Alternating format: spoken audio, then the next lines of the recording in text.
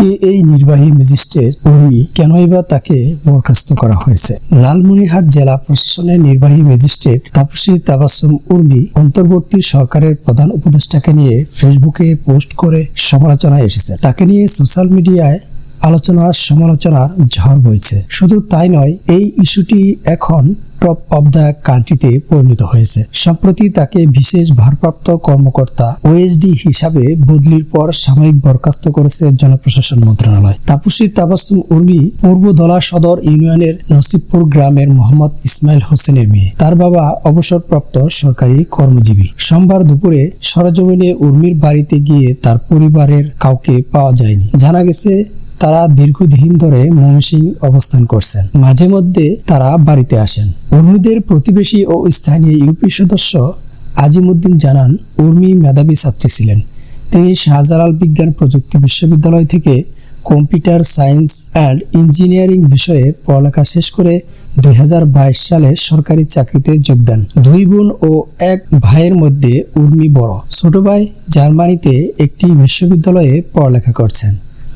বাবা দীর্ঘদিন ময়মনসিংহ আনন্দমোহন সরকারি কলেজ সহ বিভিন্ন প্রতিষ্ঠানে শিক্ষকতা করেছেন। তাদের পরিবার কোনোদিন রাজনীতির সঙ্গে সক্রিয় ছিল এমনটি জানা নেই। শনিবার ফেসবুকে একটি পোস্ট করেন তাপসী তাবাসসুম উর্মি। সেখানে তিনি লিখেছেন, সাংবিধানিক ভিত্তিহীন অন্তর্বর্তী সরকারের প্রধান উপদেষ্টা বলেছেন, রিসেট বাটন পুশ করা হয়েছে, অতীত মুছে গেছে। রিসেট বাটনে ক্লিক করে দেশের সব অতীত ইতিহাস মুছে ফেলেছেন তিনি। এতই সহজ? কাউন্টডাউন শুরু হয়ে গেছে আপনার মহাশয়। এরপর থেকেই সমালোচনার মুখে পড়েন উর্মি। এর পরিপ্রেক্ষিতে তাকে রোববার ওএসডি করে জনপ্রশাসন মন্ত্রণালয় বদলি করা হয়।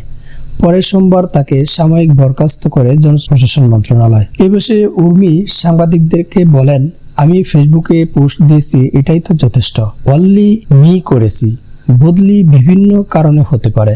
এই জন্য যদি আমার চাকরি চলে যায় সমস্যা নেই। আমাদের জাতির পিতা বঙ্গবন্ধু, এটা মীমাংসিত সত্য। রিসেট বাটন মুছে ফেলে অতীত মুছে ফেলা এর মানে কি? তাহলে তো আমি মনে করি মুক্তিযুদ্ধের বিরোধী শক্তি আমাদের দেশে সরকার হিসাবে এসেছে। আমার মনে হয়েছে আমার দায়িত্বশীল জায়গা এটাই। বলা হচ্ছে জুলাই গণহত্যা, এগুলো সবই তদন্ত সাপেক্ষ, মীমাংসিত সত্য না। এখন পর্যন্ত প্রমাণিত হয়নি তো। লালমনিরহাট জেলা প্রশাসক HM রকিব হায়দার বলেন, এই ঘটনায় তাকে প্রথমে ওএসডি করে জনপ্রশাসন মন্ত্রণালয় বদলি করা হয়, পরে সাময়িক বরখাস্ত করে জনপ্রশাসন মন্ত্রণালয়।